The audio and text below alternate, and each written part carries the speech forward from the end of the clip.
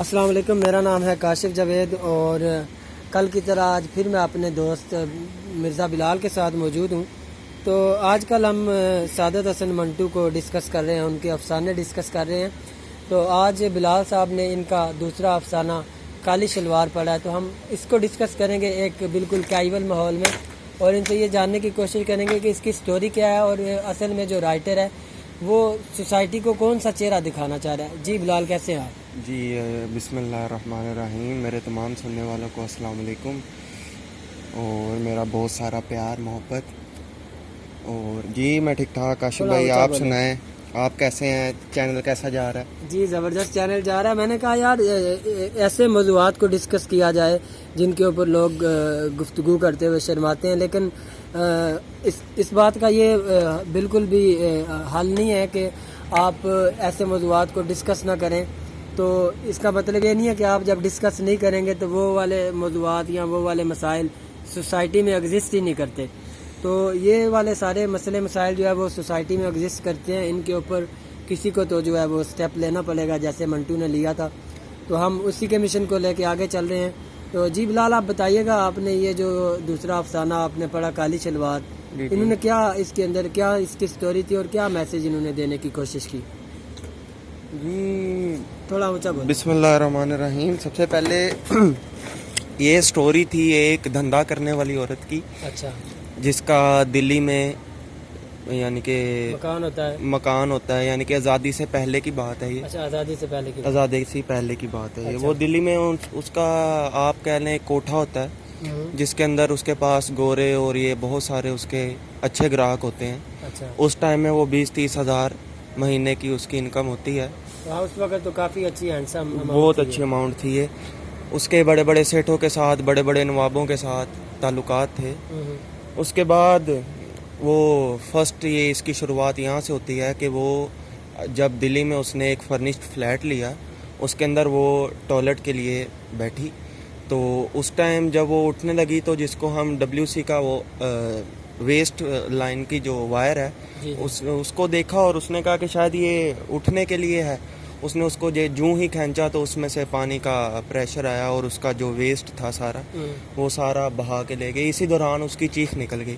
اچھا، وہ ڈر گئی یہ کیا ہو گیا۔ اس نے سمجھا کہ یہ بھی ریل کی پٹری کی طرح شاید سہارا لینے کے لیے لگایا گیا۔ بیچاری ان پڑھ گوار تھی، اس کو کچھ سمجھ نہیں آ رہی تھی۔ تو آگے پھر کیا ہوتا ہے سٹوری میں؟ جب وہ چیختی ہے تو اس کے ساتھ والے کمرے میں ایک فوٹوگرافر ہوتا ہے اس ٹائم کا، جو کہ پہلے پنڈی اور کشمیر کے درمیان ٹانگا چلاتا ہے۔ اچھا، اس کے بعد وہ دلی میں آ جاتا ہے، ادھر آ کر وہ اپنا ٹانگا وانگا چلاتا ہے، لیکن اس کو کوئی خاصی اچھی انکم نہیں ملتی، جس کی وجہ سے وہ ایک ریلوے اسٹیشن پہ کسی کے کوئی فوٹوگرافر ہوتا ہے اس کے ساتھ فوٹو کلکنگ کا کام شروع کر دیتا ہے، مطلب یعنی کہ اس کا اسسٹنٹ بن جاتا ہے۔ اچھا، اس کے بعد وہ اس سے کام سیکھتا جاتا ہے، کچھ پیسے ادھار لے لیتا ہے، سیکھتا جاتا ہے۔ دراصل اس کے ساتھ اس کی بیوی بھی ہوتی ہے، جس کو وہ کشمیر سے بھگا کر لایا ہوتا ہے۔ اس کو وہ کوٹھے پر بٹھاتا ہے، اسے دھندا کرواتا ہے اپنی بیوی سے اپنے گھر کا دال روٹی چلانے کے لیے۔ صحیح ہے۔ اس کی بیوی آگے کسی تیسرے مرد کے ساتھ بھاگ جاتی ہے، تو اسی دوران وہ اس سے یعنی کہ فوٹوگرافی کا کام وغیرہ سیکھتا ہے۔ اس کے بعد وہ ایک رینٹ کا چھوٹا سا چبارہ لے لیتا ہے، جو کہ اس کے وہ کوٹھے والی کے روم کے ساتھ والا روم وہ لے لیتا ہے۔ اس کے بعد اس کا وہ تصویریں وغیرہ دھو رہا ہوتا ہے۔ جب وہ لڑکی کی چیخ کی آواز سنتا ہے تو وہ دبک کے اس کی طرف جاتا ہے، بھاگ کے اس کی طرف جاتا ہے کہ کیا ہو گیا۔ جب وہ اس سے پوچھتا ہے کہ تمہیں کیا ہوا، وہ بتاتی ہے کہ یہ ایسا ہوا، تو وہ ہنس پڑتا ہے۔ وہ بولتا ہے کہ یہ شہر میں نئے فنکشن والے WC آئے ہیں، تو یعنی کہ سننے والوں کو یہ بتا دیں جو نان ٹیکنیکل ہے، WC مطلب جو جس کو ہم عام زبان میں پاٹ کہتے ہیں، ٹوائلٹ پورٹ، تو اسی کو جو ہے نا لے کے کنفیوژن پیدا ہو گئی تھی۔ تو آگے اسٹوری میں جا کے کیا ہوتا ہے؟ آگے اسٹوری میں جا کے یہ ہوتا ہے کہ وہ خدا بخش اس آدمی کا نام ہوتا ہے۔ خدا بخش جیسے ہی اس کے ساتھ ملتا ہے، اس کوٹھے والی کے ساتھ، چونکہ اس کے بھی تعلقات، وہ گوروں کی تصویریں وغیرہ کھینچتا ہے، بڑے بڑے گوروں کے ساتھ ہو جاتے ہیں، وہ اس کو گاہک لا کر دیتا ہے، یعنی کہ وہ بروکری شروع کر دیتا ہے، سے اپنا کمیشن لیتا ہے۔ کمیشن نہیں لیتا، ویسے ہی اس کو یعنی کہ اپنی تعلقات کی بنا پر اس کا دھندا ذرا اچھا کرتا ہے. اچھا اور اسی دوران وہ جو لڑکی ہوتی ہے وہ سمجھتی ہے کہ یہ بہت ہی میرے لیے اچھا ہے. وہ کیا اچھا ہے، یعنی کہ میرے لیے خدا بخش ایک اچھی چیز ہے، یعنی کہ اس کے آنے سے میرے دھندے میں برکت ہو گئی ہے. اچھا تو قصہ مختصر یہ ہے کہ وہ ادھر اس کا کام پیک پہ جا رہا ہوتا ہے دونوں کا. تو اسی دوران خدا بخش فیصلہ کرتا ہے کہ میں یہاں سے ممبئی چلتے ہیں. وہ اپنا سامان اور یہ وہ کوچتے ہیں سب اور چلے جاتے ہیں. تو جیسے ہی وہ ممبئی میں جاتے ہیں ادھر ایک فیکٹری ایریا میں، انڈسٹریل ایریا میں وہ لوگ فلیٹ لیتے ہیں. اس کے اندر خدا بخش اور وہ بیٹھے رہتے ہیں. پہلے 1-2 مہینہ تو بالکل آمدن نہیں ہوتی، اور اس لڑکی کے جو کنگن ونگن تھے وہ بیچ کر وہ گھر کا گزارا کرتے رہے. اچھا. لیکن جو وقت گزرتا گیا حالات بد سے بدتر ہوتے گئے. تو انکم کا کوئی سورس نہیں تھا، جس کی وجہ سے خدا بخش کسی پیر فقیر کے پیچھے لگ گیا تھا. وہ یہ سوچتا تھا کہ اگر یہ پیر مجھے دعا دے گا یا مجھ سے کچھ کرے گا تو مجھے اس سے فیض ملے گا، جبکہ وہ ایک ڈھونگی ہوتا ہے. اچھا، فریبی ہوتا ہے. پیر بھی فریبی ہوتا ہے. اچھا. وہ جو لڑکی ہے وہ سارا دن ریلوے کی پٹریوں کو دیکھتی رہتی ہے، ڈبے آ رہے ہیں ڈبے جا رہے ہیں. اسی کو دیکھتی دیکھتی وہ اداس ہو جاتی ہے، فیڈ اپ ہو جاتی ہے، فرسٹریٹ ہو جاتی ہے. اس کے بعد محرم کے دن کلوز آ جاتے ہیں. محرم کے دنوں میں اس کا ماننا یہ تھا کہ محرم میں چونکہ سبھی عورتیں ٹریڈیشنل لباس پہلے کا تھا کہ کالی شلوار یا کالی قمیض یا کالا چادر سے جو ہے نا انہوں نے اپنے افسانے کا نام بھی کالی شلوار رکھا. اچھا. وہ دیکھ رہی ہوتی ہے، اس کی چند ایک سہیلیاں بن جاتی ہیں اسی محلے میں، اسی سوسائٹی میں جہاں پہ وہ رہتی ہے. تو اسی دوران اس کی ساری سہیلیاں جب اس کو اپنے سوٹ قمیض شلوار دکھاتے ہیں تو اس کے دل میں بھی خیال آتا ہے کہ کاش کہ میں بھی یہ سب لے سکتی، لیکن ابھی اس کے پاس اتنی استطاعت نہیں تھی کہ وہ اپنے لیے کچھ خرید سکے. اچھا. تو وہ خدا بخش کو آ کر کہتی ہے کہ خدا بخش میرے لیے کچھ کرو، محرم آنے والے ہیں، مجھے شلوار چاہیے. وہ بولتا ہے کہ ابھی تو گھر میں پھاکے پڑے ہیں، تمہیں میں کہاں سے کالی شلوار لا کر دے دوں. تو اسی دوران وہ ایک دن صبح اٹھتی ہے، اٹھ کے اپنی بالکنی میں کھڑی ہوتی ہے.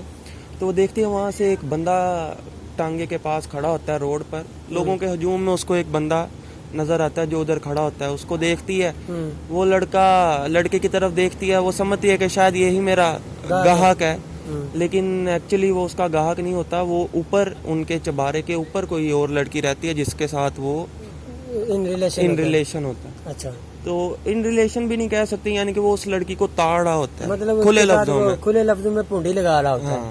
اچھا. پونڈی کر رہا ہوتا ہے. اچھا. تو جو ہی وہ دیکھتی ہے تو اس کو آواز دیتی ہے، تو وہ لڑکا دائیں بائیں دیکھتا ہے اور اس کی سیڑھیاں چڑھ کر اس کے کمرے میں آ جاتا ہے، فلیٹ میں آ جاتا ہے. فلیٹ میں آ کر وہ اس طرح لیٹ جاتا ہے جس طرح وہ اس کا اپنا ہی چبارا ہے یا اپنا ہی گھر ہے. اچھا. تو وہ پہلے لڑکی سے پوچھتا ہے کہ تم کیا کام کرتی ہو. لڑکی نے بھی ڈھکے چھپے لفظوں میں کیا لیکن نہیں بتایا. تو وہ اس کو کہتا ہے چلو چھوڑو کام کی تو کیا ہی بات کریں، تم پہلے مجھے اپنا فلیٹ دکھاؤ. جو ہی وہ فلیٹ وغیرہ دکھاتے ہیں تو وہ باہر آ جاتی ہیں. تو اس سے پوچھتی ہے کہ تم کیا کام کرتے ہو. وہ اس سے کاؤنٹر کوسچن کرتا ہے، کہتا ہے جو تم کرتی ہو وہی میں کرتا ہوں. اسی طرح ان کے اندر کافی بحث و مباحثہ ہوتا ہے. ان دی اینڈ کیا ہوتا ہے کہ وہ لڑکا چلا جاتا ہے. اچھا.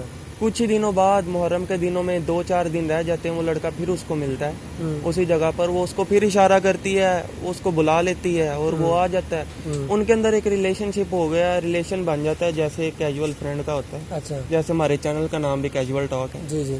تو جس طرح وہ اوپر آتا ہے، وہ اوپر آ کر اس کو کہتی ہے، اس سے بات چیت کرتا ہے.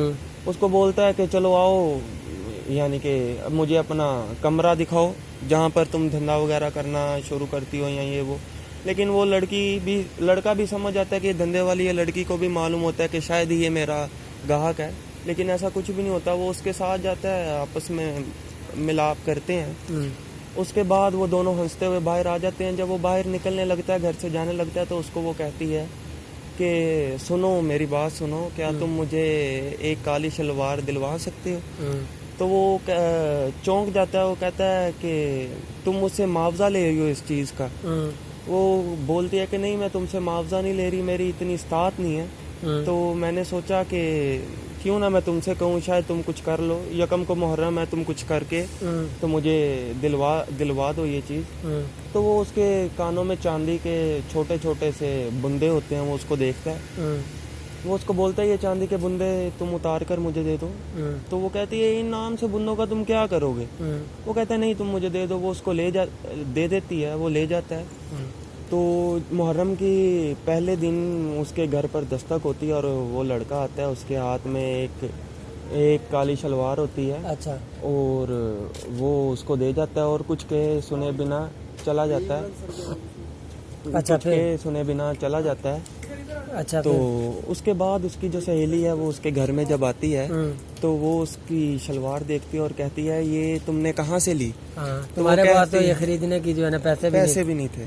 तो वो कहती है कि ये मैंने आज ही ली है। अच्छा। तो उसके कानों में वो अपने बुंदे देखकर चौंक जाती है और बोलती है कि तुमने ये बुंदे कहाँ से लिए? वो बोलती है कि ये भी मैंने आज ही ली हैं। अच्छा। इसके बाद एक लंबी खामोशी के बाद ये तो जो फलसफा है जी ये खत्म हो जाता है। फलसफा इसी तरह ये खत्म होता है। इसका सारी बात का मकसद ये है कि ये जो है ना एक्सचेंज करवा देता है, उसके बुंदे उसको दे देता है और उसकी शलवार उसको, यानी कि इसकी टोपी उसके सर, उसकी टोपी इसके सर।